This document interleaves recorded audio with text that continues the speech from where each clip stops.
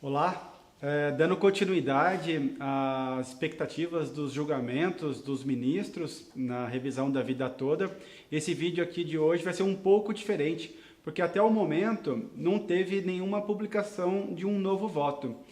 Então o que eu fiz? E eu vou trazer aqui para vocês para a gente debater um pouco. Quem quiser pode deixar perguntas aqui abaixo, que na medida do possível eu faço questão de respondê-los. Eu vou trazer o meu posicionamento, a minha visão do que pode vir de decisões dos próximos ministros que ainda não votaram. Como sabem, até o momento nós tivemos 3 ministros votando. O ministro relator, Marco Aurélio, o ministro Edson Fachin e a ministra Carmen Lúcia. Os 3 favoráveis à revisão da vida toda. E eles destacaram os seguintes pontos, que eu acho que é válido eu trazer novamente, embora eu já tenha dito nos outros 3 vídeos. Eles destacaram basicamente o seguinte: eu vou tomar liberdade para ler, abaixar um pouco a cabeça, mas é necessário porque eu anotei bastante coisa para falar para vocês. O ministro Marco Aurélio ele trouxe a intenção expressa do legislador ao criar a Lei 9876 de 99. O legislador, portanto, disse que criou a regra de transição para minimizar os efeitos da mudança da regra de cálculo. Isso porque quem contribuía com valores anteriores a 1994, anteriores a julho de 94, contribuiu em períodos de inflação muito alta. E por esta razão, o legislador disse que só seria utilizado as contribuições a partir de julho de 94, porque ele imaginou que desta forma as pessoas seriam privilegiadas. Boa parte das pessoas que vieram a se aposentar após a edição dessa lei foram beneficiadas, mas outra boa parte não. E eu trouxe exemplos práticos para vocês do seguinte sentido: contribuía com valores altos antes de julho de 94 e com valores baixos após julho de 94. Para essa pessoa, a nova regra foi prejudicial. E o ministro Marco Aurélio disse: o legislador teve a intenção de resguardar direitos e não de prejudicar as pessoas que iriam se aposentar. Esse foi um ponto do Marco Aurélio. O outro ponto foi a regra de transição, que é isso que eu acabei de falar. A regra de transição foi trazida para minimizar prejuízos e não se tornar mais severa. Terceiro ponto, a segurança jurídica, que eu expliquei para vocês em vídeos anteriores, que era a pessoa estava contribuindo, sabendo como que seria calculada a aposentadoria dela quando fosse se aposentar, e ela tinha a segurança jurídica de que, se essa regra mudasse, ela não seria prejudicada, teria uma regra de transição que asseguraria os direitos dela. Portanto, o princípio da segurança jurídica foi trazido pelo ministro Marco Aurélio, ministro relator, e a segurança jurídica é um princípio constitucional, artigo 5º, inciso 36 da Constituição. E os ministros, como guardiões da Constituição que são, eles têm o dever de assegurar a segurança jurídica. Um outro ponto que o ministro Marco Aurélio trouxe no voto foi o equilíbrio financeiro e atuarial. O que ele quis dizer com isso? Não está aqui a seu bel prazer o aposentado pleiteando uma revisão. O que ele quer dizer é o seguinte: o aposentado ele contribuiu lá atrás com valores melhores. Então há um equilíbrio financeiro para esse pleito dele. E, por fim, e para mim um dos pontos importantes que eu vou destacar logo mais para vocês, é a posição favorável do próprio STF no julgado número 630-501 de 2013. O próprio STF, em um julgamento de 2013, um julgamento de uma revisão chamada de revisão do melhor benefício, que tem o pano de fundo muito parecido com a revisão da vida toda, o STF foi favorável. O ministro Marco Aurélio trouxe isto em seu voto. Ministro Edson Fachin, ele destacou o posicionamento favorável do STF, ele destacou a segurança jurídica, ele destacou o equilíbrio financeiro e atuarial, ele destacou a garantia constitucional e jurisprudencial ao melhor benefício, que é o julgado 630, 501, e na própria Constituição há expressa redação dizendo que quem se aposentar tem direito ao melhor benefício. A regra de transição, que é para reduzir dano e não para ser mais gravosa, palavras do ministro Edson Fachin. O artigo 201, parágrafo 11 da Constituição, o ministro também trouxe, dizendo: todo ganho do empregado deve repercutir em contribuição e, consequentemente, repercutir no cálculo da aposentadoria. Se você contribuiu lá atrás com valores maiores, esses valores devem entrar no cálculo da sua aposentadoria. E, por fim, o ministro Edson Fachin também disse que o legislador que criou a nova metodologia de cálculo, que trouxe a regra de transição, ele foi expresso ao fazer a redação da lei, dizendo que esta regra de transição era para beneficiar e não para prejudicar. E a terceira ministra que votou foi a ministra Carmen Lúcia. O voto dela não foi divulgado, mas ela acompanhou o voto do ministro Marco Aurélio. Ou seja, ela não fez nenhuma ressalva. Então, tudo que o ministro Marco Aurélio disse é o posicionamento também da ministra Carmen Lúcia. Esses vídeos que eu gravei anteriormente, esses 3 vídeos que eu gravei anteriormente, expondo cada um dos votos, repercutiu muito legal entre os aposentados que estão gostando e querem entender de uma forma mais popular o que os ministros estão dizendo nas suas decisões. E eu tenho recebido muita pergunta. Murilo, o que os próximos ministros vão decidir? Eu queria muito ter uma bola de cristal aqui e entender, saber o que eles vão decidir. Nós estamos muito ansiosos, com a expectativa nas alturas, porque a gente acredita muito no direito. E o que eu fiz? Eu peguei aquele julgado que o ministro Marco Aurélio, relator, trouxe, o ministro Edson Fachin trouxe, a ministra Carmen Lúcia acompanhou o voto do Marco Aurélio, aquele julgado de 2013, da revisão do melhor benefício, e eu fui destrinchando os votos que cada um dos ministros deram lá em 2013. Tem ministros que não estavam naquele julgado de 2013 e, portanto, não tem como eu trazer aqui, fazer um paralelo do voto dele, né? Então, eu vou começar pelo ministro Dias Toffoli. Sinceramente, é um ministro que eu tenho um receio do voto dele, e lá naquele julgado da revisão do melhor benefício, ele foi contrário ao tema. E eu fiz algumas anotações aqui, um minutinho só.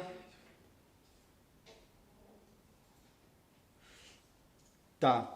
Seguinte, o que eu anotei aqui. O ministro Dias Toffoli disse que lá naquele julgado da revisão do melhor benefício, não havia uma alteração legislativa para o reconhecimento daquele pleito. E, de fato, naquela ação, não vou entrar muito ao mérito, senão vai se alongar muito aqui, não tinha uma alteração legislativa para o aposentado pedir o reconhecimento do direito. Então, esse gancho aqui me faz ter uma expectativa positiva numa decisão favorável do Toffoli, porque aqui, na revisão da vida toda, como já exageradamente eu trouxe, houve uma alteração legislativa com uma regra de transição que prejudicou uma regra que já estava consolidada, a regra definitiva. Então, por esse gancho, eu acredito que o ministro Dias Toffoli possa vir a ser favorável aqui na revisão da vida toda. Ministro Gilmar Mendes. também foi contrário lá na revisão do melhor benefício. E pelas mesmas justificativas que eu trouxe aqui do ministro Dias Toffoli, eu também penso no ministro Gilmar Mendes. Só que eu fiz mais algumas observações. O ministro Gilmar Mendes, ele disse que não alterar o benefício por medida legal. Ele disse que não se pode alterar uma regra por medidas legais. Uma regra não se pode se alterar de forma mais severa, trazer uma regra de transição mais severa. Lá no melhor benefício, como eu disse, não houve alteração legislativa e por isso ele foi contrário. Então, por esse gancho, o mesmo do ministro Dias Toffoli, eu imagino que ele venha a ser favorável aqui na revisão da vida toda também. Ele diz que na revisão do melhor benefício não tem alteração legal. E aí eu concluí aqui escrevendo, isso me faz ter uma expectativa de que ele irá ser favorável na vida toda, porque tem alteração legislativa. Isso me parece ser a base do convencimento do ministro Gilmar Mendes. Eu imagino que ele possa ser favorável e por conta disso, por conta dessa alteração legislativa que trouxe uma regra de transição mais severa. Tá? E em um recente julgado, o Gilmar Mendes pontuou com propriedade acerca da regra de transição. Abre aspas. A emenda constitucional 41 alterou o modelo de cálculos, mas poderia ter alterado critérios de idade, prazos mais longos para se aposentar, com surpresas várias para os eventuais atingidos. Isso poderia se transformar, inclusive, aqui para mim é um gancho muito legal, que o Dr. João Badari, nosso sócio, trouxe na sustentação oral dele lá no STF. O ministro diz o seguinte, essas alterações, inclusive, pode se transformar numa corrida de obstáculos móveis. Ou seja, você tem ali o convencimento de que aquela legislação vai ser aplicada para você. Você está próximo de se aposentar, muda a regra se muda de lugar e fica mais difícil para você alcançar o seu direito. O ministro Gilmar Mendes trouxe esse argumento em um recente julgado dele. Então, eu acho que esse argumento é muito forte para a gente ter uma expectativa de que ele será também favorável ao tema. Ministro Fux, presidente do STF, é outro ministro que eu também tenho receio do julgado dele. Isso porque no julgamento da desaposentação, ele foi contrário e ele trouxe questões econômicas ali no julgado dele. Mas eu fui ver o que ele decidiu lá em 2013, na revisão do melhor benefício. E ele foi favorável ao tema, o que nos dá expectativa também de voto favorável do presidente. E ele faz eu destaquei aqui o que ele disse naquele julgado.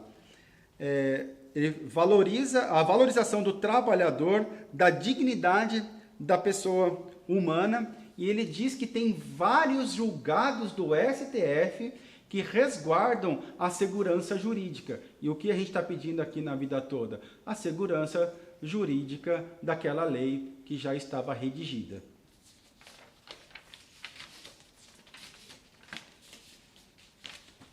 Ministra Carmen Lúcia,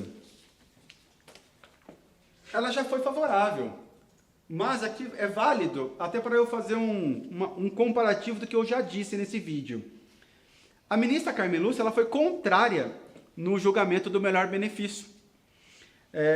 E aí, pelo que eu disse da minha expectativa nas decisões do ministro Dias Toffoli e do ministro Gilmar Mendes, se a ministra Carmen ainda não tivesse votado, eu faria a mesma análise, que eu teria uma expectativa positiva na decisão dela, pelo que eu li do que ela decidiu lá no melhor benefício, que foi basicamente as mesmas considerações que o ministro Dias Toffoli e Gilmar Mendes fizeram. mas aquela foi favorável. Então, quem sabe essa linha de raciocínio que eu estou tendo realmente vai se concretizar com os votos do ministro Dias Toffoli e do ministro Gilmar Mendes. Lewandowski, polêmico, né? O Lewandowski ele foi contrário na revisão do melhor benefício. Ele acompanhou tudo o que disse o ministro Dias Toffoli, mas tem um recente artigo do ministro Lewandowski publicado na Folha de São Paulo, onde ele diz: quando o direito já está realizado através de medidas legislativas, deve considerar-se constitucionalmente garantido. O que eu interpreto disso é exatamente o que nós discutimos na revisão da vida toda. Vamos repetir. Quando o direito já está realizado através de medidas legislativas. Ou seja, já tem uma lei, no caso aqui da vida toda, que dizia que a regra de cálculo, a regra definitiva de cálculo, previa a incorporação de todas as contribuições realizadas, e não somente as contribuições a partir de julho. Aqui é uma análise que eu estou fazendo, tá, gente? Então, se o direito está realizado através de medidas legislativas, deve considerar-se constitucionalmente garantido. O que é o constitucionalmente garantido, trazendo aqui para o nosso caso da vida toda? A segurança jurídica, prevista na Constituição Federal, artigo 5º, inciso 36. Então, e ele continua: o princípio da proibição do retrocesso, portanto, impede que, a pretexto de superar dificuldades econômicas, o Estado possa, sem contrapartida adequada, revogar ou anular o núcleo essencial dos direitos conquistados pelo povo. Ou seja, aqui no caso da vida toda, qual é o nosso pedido? Tem contribuição, tem que haver retorno em aposentadoria. Aquelas contribuições têm que entrar. Tem um artigo 201, parágrafo 11, dizendo que essas contribuições têm que ser inseridas. Tem previsão constitucional ao melhor benefício. Então isso, segundo esse artigo do Lewandowski, já está inserido, já está conquistado pelo povo. O ministro Marco Aurélio, naquele julgado do melhor benefício, assim como a ministra Carmen Lúcia, o ministro Marco Aurélio foi favorável lá no melhor benefício e foi favorável aqui na revisão da vida toda. Faltam 4. Alexandre de Moraes, Barroso, Rosa Weber e Cássio Nunes. Então, eu vou aqui pro próximo que tinha anotado. Luiz Roberto Barroso. Nós enxergamos esse ministro como um lorde, um conhecedor do direito, e eu enxergo o posicionamento dele favorável à revisão da vida toda. E eu enxergo favorável por uma experiência vivida aqui por nós no julgado da desaposentação. Naquela oportunidade, não havia uma lei, e não existe ainda hoje, legislando a desaposentação. Mas o ministro Barroso, naquela oportunidade, lá em 2016, ele enxergou como possível o direito pleiteado, o direito à desaposentação. Mas como não tinha legislação, ele legislou, ou tecnicamente dizendo, ele praticou um ativismo judicial. Ele sugeriu ali uma metodologia de cálculo que viabilizasse a desaposentação. Ele enxergou o direito daqueles segurados e tentou trazer uma solução. Aqui na revisão da vida toda, gente, tem julgado do STF, do melhor benefício, que é muito parecido, tem princípio constitucional, tem a intenção expressa do legislador. Então eu não consigo enxergar o ministro Luiz Roberto Barroso sendo contrário à revisão da vida toda.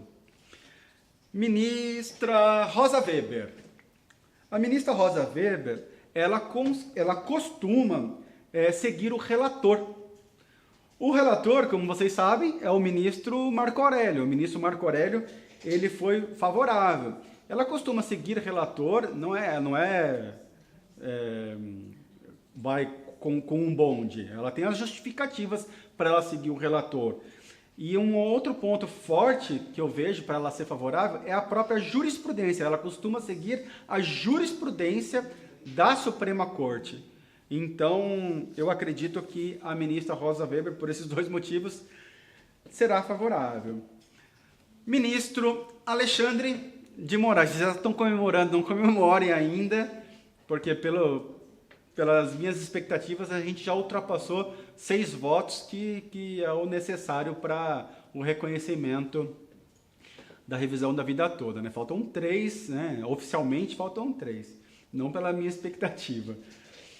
O ministro Alexandre de Moraes, ele é uma caixa de surpresa, no meu ver, ele é uma caixa de surpresa.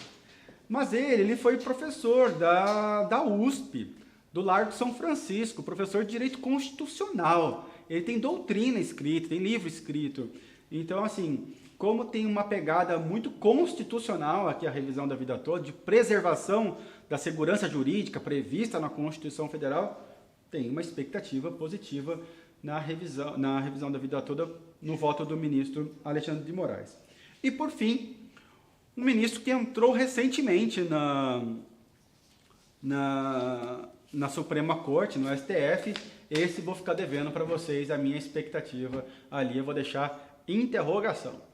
Gente, eu tenho uma expectativa muito, muito positiva na revisão da vida toda, por tudo que eu disse aqui.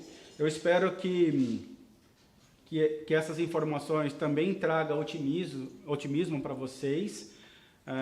Continuem com pensamentos positivos, porque isso nos traz energias boas. Deixa eu consultar, ver se não teve mais nenhum voto. Eu estou consultando a cada 15 minutos ou menos, até de madrugada. Espera aí. Vamos ver, está atualizando a página do STF. Vamos ver. Está um pouco lento. Espera aí.